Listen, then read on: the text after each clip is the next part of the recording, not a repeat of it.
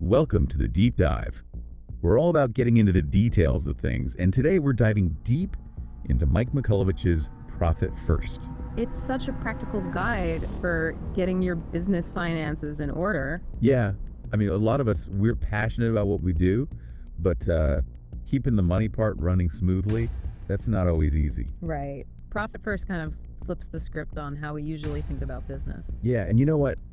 It's funny because Michalowicz starts the book with this crazy story about selling his first two businesses. Oh yeah, he made bank, didn't he? Like a serious payout, the dream life. Totally. Sports cars, fancy clubs. He even rented a place in Hawaii to, just to try out the whole rich life thing. Wow. But here's the thing. He then took all that money and poured it into like a dozen new startups. Oh no. And guess what? Only one of them actually made it. Really? Yeah. And it wasn't the one with all the hype or the biggest potential market, It was this small leather goods company run by a guy who was laser focused on staying lean and profitable. It really makes you think. It definitely shows you that just focusing on revenue, it can be, well, a bit misleading. It's so true. And that's where the whole idea of profit first comes in. Yeah. It's like, forget the old way of thinking, where profit's just kind of what's left over. Profit first says, nope, profit needs to be a priority right from the get-go. I love how he compares it to using smaller plates. Oh yeah, that's a great analogy. It's not about changing what you eat, but just the portion size. Mm-hmm. Just like, you don't need to drastically change your business, just tweak how you manage the money. And one of the things that really clicked for me is the idea of real revenue. We often get caught up in those big sales numbers, but profit first reminds us to factor in things like refunds and discounts, those little things that can actually eat into your profits if you're not careful. Absolutely. You got to look at the big picture, right? And there's a tool in the book called the, what is it? Oh yeah, the instant assessment. It basically helps you take stock of your business's financial health. So you know where you stand right now. And the book really emphasizes taking action, like right now. Not waiting for the perfect time to start, but even making a small change. Oh, I remember that story about Debra. Oh yeah, Debra. She was so hesitant to get started. She wanted everything to be just right before implementing the system. Which, let's be honest, never happens, right? Never. And he was like, Debra, don't wait. Start small. Start today. Such good advice. And it totally applies to so many things in life, not just business. Just take that first step. It's like building momentum, right? Little by little. Mm-hmm. And that ties back to how we're wired, behavioral economics and all that. We want to see results. We want that instant gratification. So profit first flips it. Instead of constantly chasing sales to cover expenses, you experience the immediate reward of setting aside that profit first. Yeah, that makes sense. And, the book talks about setting up those separate bank accounts, right? One for profit, one for operating expenses, one for owner's pay, one for taxes. It's like creating compartments, I guess. So everything has its place. It just makes it so much easier to manage your money when you can visualize it that way. No more guessing where everything's going. Exactly. And it makes it less overwhelming. When you have those designated buckets and those target allocation percentages, or TAPs as the book calls them, well, they actually change depending on what kind of business you have, which I thought was pretty cool. It makes total sense though, right? It does. Like, say you have a service-based business, your TP for profit might be higher than, let's say, a product-based business. Because you have less overhead, like inventory or manufacturing costs. Exactly. So it's all about customizing the system to what works best for your unique situation. Right. And then there's the whole idea of profit distribution. Oh yeah, the quarterly celebration. It's like giving yourself a bonus. I love that. Huh. But it's a bonus that comes from your own smart financial management, which is even better. And you don't even take all of it out. Half stays in the account, building up a reserve. Like a safety net. Right. Which is something we all need, especially when things get unpredictable. Which, let's face it, they always do. Yeah. And speaking of unpredictable, the book tells this story about Mike's friend Pete. Oh no, what happened to Pete? Poor Pete. He ended up going broke because he didn't really prioritize building up that financial cushion. He relied too much on credit, and it caught up with him. It's a good reminder that financial health isn't about hitting the jackpot. It's those little wins along the way that really add up. Right. And it's about consistency, not just waiting for that one big sale or payout. Absolutely. And you know what really helps with that? Celebrating those small wins. The book even talks about getting yourself a little reward, like a Profit First t-shirt, when you hit a milestone. I love that. It's like, positive reinforcement. It keeps you motivated and on track. Totally. And speaking of staying on track, the book introduces this concept of accountability partner groups. Oh, yeah. It's like having a financial buddy. Exactly. You meet regularly with other people who are also using Profit First, and you share your progress, you hold each other accountable. And you celebrate each other's successes. There's a whole community, right? And it's amazing how much more likely you are to stick with something when you have that support system. The book even talks about how Mike was with his mentor, JB, and they were watching a bunch of students in a classroom. Oh yeah, I remember that story. JB was pointing out who he thought was the best student in each room, but it wasn't always the one with the highest grades. It was about their effort and their attitude. Right, exactly. JB was looking for the student who was actively engaged, participating, asking questions, the one who was really invested in learning. It's not about being perfect. It's about showing up and putting in the work. And that's such a good reminder, not just for business, but for life in general. So true. So, are you starting to see how all this profit first stuff could fit into your own world? Hold on to those thoughts, because in the next part of our deep dive, we're going to explore some even more advanced techniques. Yeah, we're going to level up, as they say. Stay tuned. Welcome back to the deep dive. We're digging deeper into Profit First today. And I'm kind of curious about this whole tax thing. Oh yeah, taxes. It's something a lot of business owners, they kind of, they don't always get it right. It's easy to underestimate how much you'll owe, right? Definitely. Especially as your business starts making more money, the taxes go up too, and sometimes people don't realize that. It's funny, Mike Michalowicz actually talks about making that mistake himself early on. Oh, really? Yeah. He had to scramble to come up with the money because he hadn't set enough aside. Ooh, that's not fun. It's a good reminder for all of us. Yeah. Taxes, they're not going away. They're part of the game. We got to plan for them. And that's where the whole tax account thing comes in. Right? Exactly. Having that separate account just for taxes, it takes the guesswork out of it. Yeah. You're consistently putting money aside so you're not caught off guard later. No more last minute panic. Exactly. So much less stressful. Okay, switching gears a bit. The book also talks about something called instant labor analysis. Oh yeah, I remember reading about that. It sounded a little intimidating at first, all that number crunching. I know what you mean. It's basically looking at your labor costs. You know how much you're paying your employees, and comparing that to your real revenue.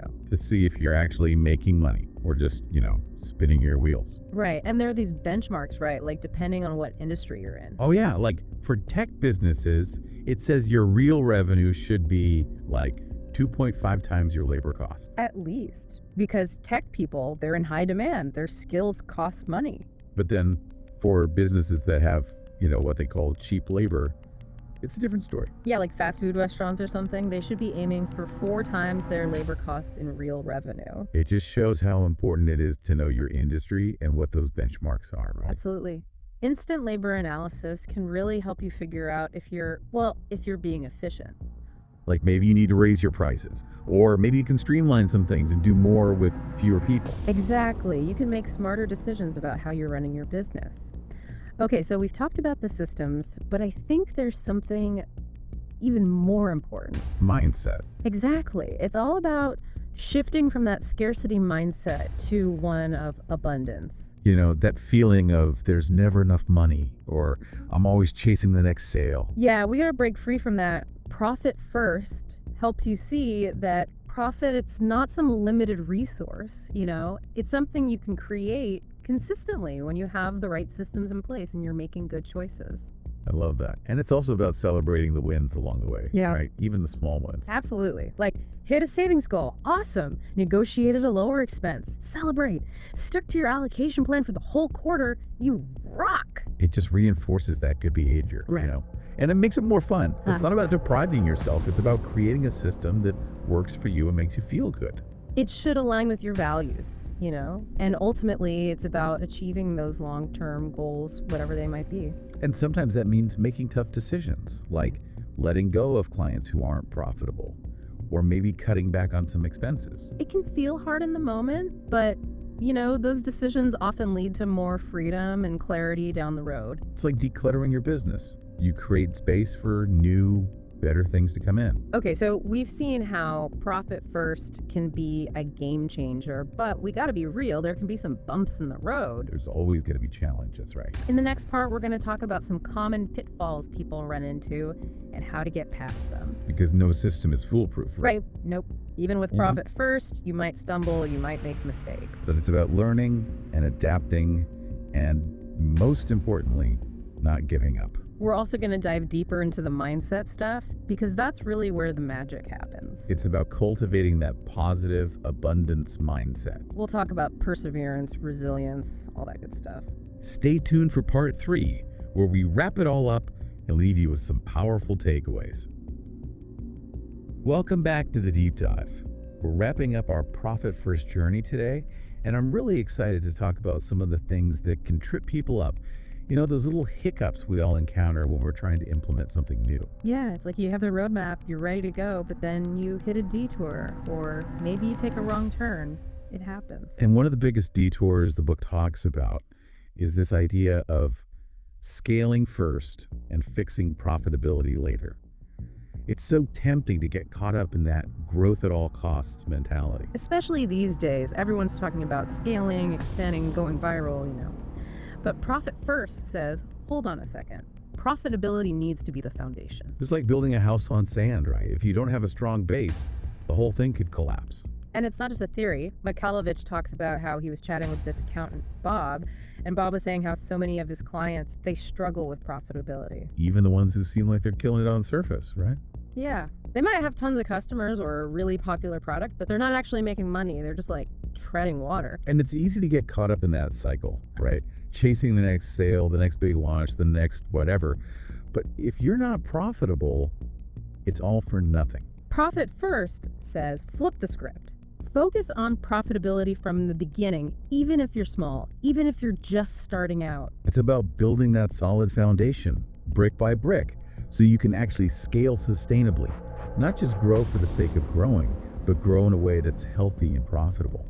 And speaking of things that can derail you, the book also talks about the temptation to borrow from the tax account. Use that money for something else and then promise yourself you'll pay it back later. I think we've all been there at some point. It's so tempting, right? But the thing is, taxes, they're not going away. Like that one friend who always shows up, whether you invite them or not. Exactly. And they're not a punishment. They're part of running a business. They're an investment in our society, in the things that make our businesses possible. So Profit First says, be disciplined. Treat your tax obligations with respect. Set aside the money, keep it separate, and don't touch it. No matter how tempting that sale might be. Okay, but even if you're doing all the right things, following the system perfectly, there's one more piece of the puzzle. Mindset. We talked about it in the previous parts, but it's worth repeating, right? Absolutely. You can have the best tools in the world, but if your mindset isn't aligned, you're going to struggle. It's like trying to run a marathon with a backpack full of rocks. You might be physically capable, but mentally it's going to weigh you down. Profit First is all about shifting from that scarcity mindset, that fear of not enough, to an abundance mindset. It's about believing that there's plenty of money out there and that you're capable of creating the financial reality you desire. And it's not just about the money itself. It's about the freedom and the choices that come with financial security. It's about being able to pursue your passions, take care of your loved ones, and live a life that feels aligned with your values. And I love how the book ends with that quote from Roger Bannister, the guy who broke the 4-minute mile. He said, "It is the brain, not the heart or lungs, that is the critical organ for running."